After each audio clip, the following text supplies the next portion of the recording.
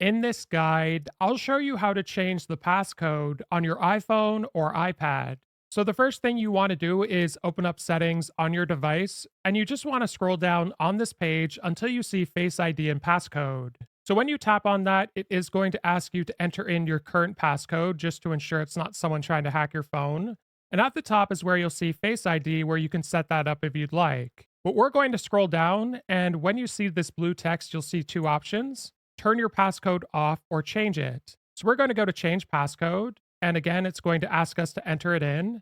And it's going to give us this warning at the bottom. For the next 72 hours, you can use your previous passcode to reset your new passcode if you forget it. So I'm going to go ahead and enter in a new passcode. And it is going to warn you if your passcode is really easy. In this example, I just used 11111. I'm going to go to use anyway. And I'm going to put it in once more. And then once you've done that, it's just going to verify your new passcode.